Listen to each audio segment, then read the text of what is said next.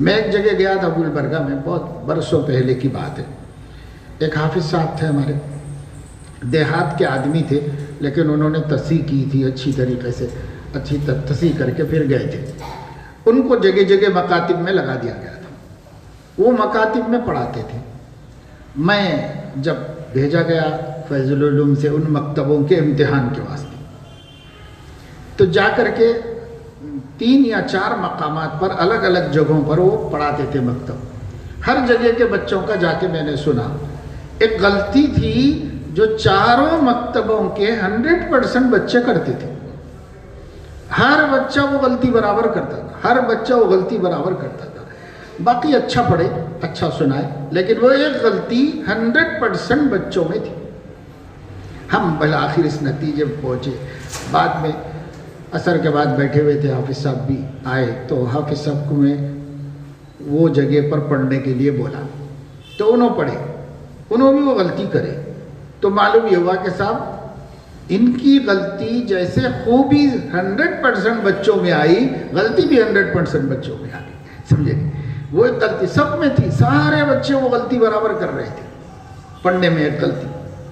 تو استاذ اگر محنت کرے، ایک قسم کی محنت ہوتی ہے، تو سب بچوں کے یکساں طور پر آتا ہے، سب کی تعلیم ہوتی ہے. تو یہ آسان ہے، کامیاب طریقہ ہے، اور اس طریقے سے بچوں کو پڑھائیں. اس کے بعد یہ تعلیم جو ہوگی یہ ہفتے میں 5 دن ہوگی.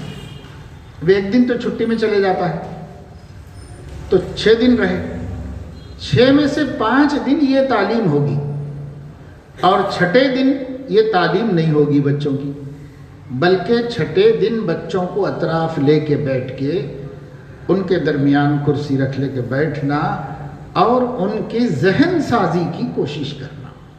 ذہن سازی ہوتی ہے ماحول سے، ذہن سازی ہوتی ہے واقعات سے، صحابہ کے واقعات، انبیاء کے واقعات، ہمارے نبی آقا صلی اللہ علیہ وسلم کے واقعات، اولیاء کرام کے واقعات ہمارے بچوں کے سامنے ہمیں اس کو پڑھ کر کے سنانا.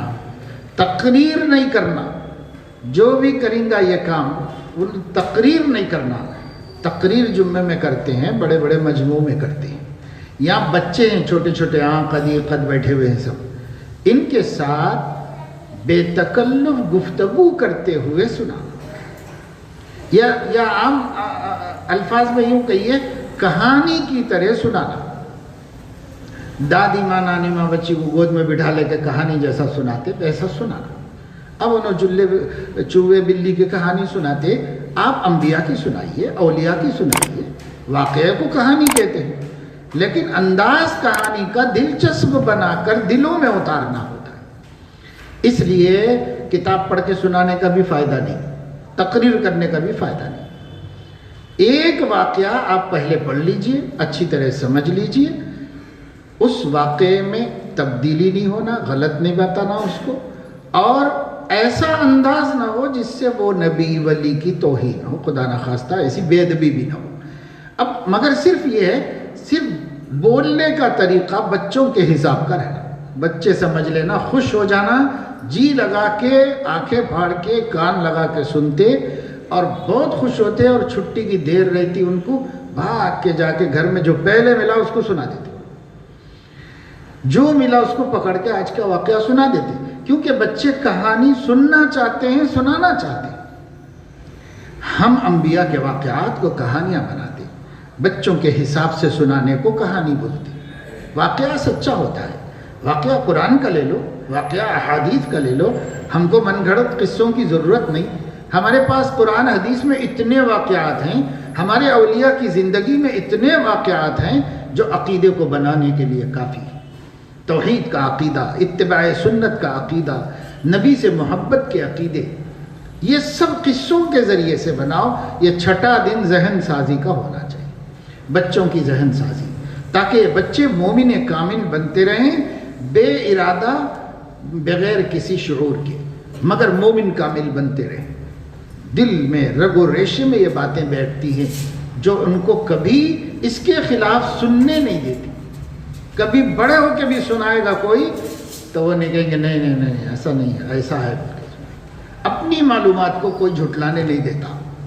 آپ صحیح معلومات دے دیجئے، وہ دوسرے کو جھٹلانے نہیں دیں گے، اپنی صحیح معلومات کو پکا رکھیں گے. نہیں میرے کو ایسا معلوم ہے، یہی صحیح. تو بچے مضبوط ہوں گے ایمان و عقیدے کے اعتبار سے. یہ کام آپ کو کرنا ہوگا.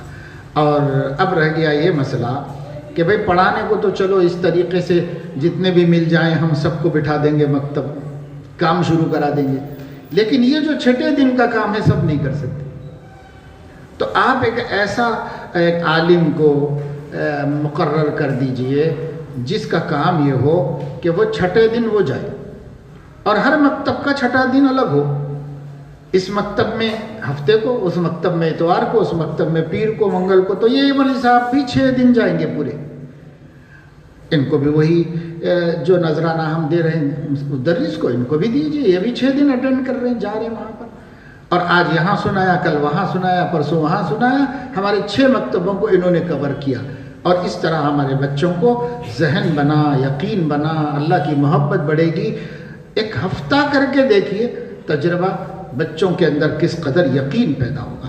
مکتب کو ڈھکل کے بھی جانا پڑ رہا. اگر آپ ایسا کریں گے تو بچے خود بستہ لے کے نکل کے آئیں گے اور گھر میں خود سے تیار ہو جائیں گے. ہم کو جانا ہے، ہم کو جانا ہے، مل صاحب آج ہم کو کہانیاں سنائیں گے اس لیے ہم کو جانا ہے.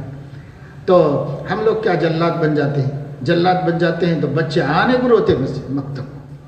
کیوں رو رہے ہیں بھائی؟ انہوں آپ ایسا پڑھائیے کہ انہوں آنے کے واسطے گھر میں ضد کرنا کہ آج نکو جاؤ، نہیں آج بھی جانا ہے میرے کو، میں آج بھی جاتی ہوں بول کے بیٹھ جانا بچے.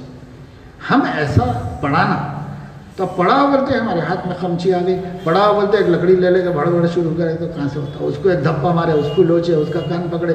یہ آتے کیا بچے پھر دوبارہ ہرگز مکتب کو جانا نہیں چاہتے. بچے ماں باپ زبردستی لا کے بیٹھے تو سہم کے ڈر کے بیٹھے ہوئے رہتے. تو خوف کا ماحول مت بنائیے. بچوں کی نفسیات سامنے رکھ کر، بچوں کی نفسیات سے اللہ کے نبی صلی اللہ علیہ وسلم بچوں کے ساتھ کیسا سلوک کیے ہیں. علماء کو تو معلوم ہے کہ حدیثوں میں سینکڑوں واقعات ہیں. بچوں کے ساتھ حضور کا سلوک بالکل الگ، بڑوں کے ساتھ بالکل الگ، ہر ایک کے ساتھ الگ سلوک کیا. ہر عمر کے لوگ اپنے حق کا حق وصول کرنے کا حق رکھتے ہیں.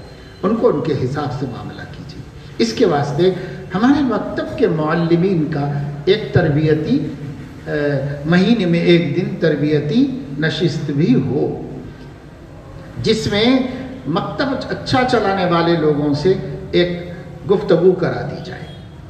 کچھ وہ سنائیں، کچھ یہ پوچھ لیں، اور اپنی مشکلات پوچھ لیں اور یہ کر لیں. اور اس طریقے سے ہر مہینہ ایک دن ملے ہمارے سب معلمین کی تربیت کے واسطے، ان کی ہمت افزائی کے واسطے، اور انہوں نے جو کچھ کیا اس کی تعریف کرنا، اور آگے کے واسطے اس سے اچھا کرنے کے واسطے ان کو تیار کرنا کہ بھائی اگلا کام اس سے اچھا کریے، اس سے عمدہ اور بڑھیا کریے. تو دیکھیے اپنے پاس افراد نہیں ہیں، افراد کے انتظار میں کام نہیں ہوگا. ایک اسکول چلاتی تھی، بڑی بھی بہت تجربہ کار تھی، ساری عمر اسکول چلاتی رہی. تو ہم نے ایک اسکول کھولا تھا، تو ان سے میں بات کیا تھا بلا کر کے کہ آپ آ کے دیکھیے. تو وہ آ کے دیکھے. پھر اس کے بعد ہم نے ان سے پوچھا کہ اگر آپ کے شاگردوں میں، آپ کے اسکول کے بچیوں میں کچھ اچھے ٹیچر ہیں تو ہم کو دیجیے. تو وہ بڑی بھی خاموش بیٹھے، بہت عمر کے تھے، تقریباً 65-70 برس کے تھے. تھوڑی دیر خاموش بیٹھے اور اس کے بعد بولے کہ مولانا کوئی اچھا معلم رہتا نہیں کہیں بھی، اچھا معلم بنا لینا پڑتا ہے ہمارا. اچھا معلم آپ کو بازار میں نہیں ملتا، کوئی اس کی فیکٹری نہیں ہے، اس کی کوئی دکان نہیں ہے. اچھے مدرس کو کہاں سے لائیں گے آپ؟ جو اچھا ہے وہ خالی نہیں ہے، اس کو چھوڑتا کون ہے اچھا ہے تو. اس لیے اچھا معلم تلاش نہیں کیا جاتا، اچھا معلم بنا لیا جاتا ہے. مجھے بہت سمجھ میں آئی بات. وہ حل ہی نہیں ہے، ڈھونڈنا حل ہی نہیں ہے. اچھا معلم پہلے تو ملتا نہیں، خالی نہیں رہتا، اور اگر انہیں خالی ہوتے دوسرا بازو والا لے لیتا اس کو. ہم کو کہاں بیکار ملیں گا، انہیں بیکار نہیں ملتا. اس لیے معلمین اپنے جیسے تیسے ہیں، ان پر محنت کر کے انہی کو اپنے کام کا بنا لینا، اور ان سے ہی ہم کام نکال لینا. ورنہ آپ کو اس محلے میں 10 مکتب کھولنے کے واسطے اب اچھے حافظہ ملے تو ڈھونڈ لیتے بیٹھو. آپ ہے تو فرصت نہیں ہے ان کو، فرصت ہے تو کتنے ملیں گے. اس لیے اپن ہی تیار کر لینا ہے، اپن ہی تیار کرنا۔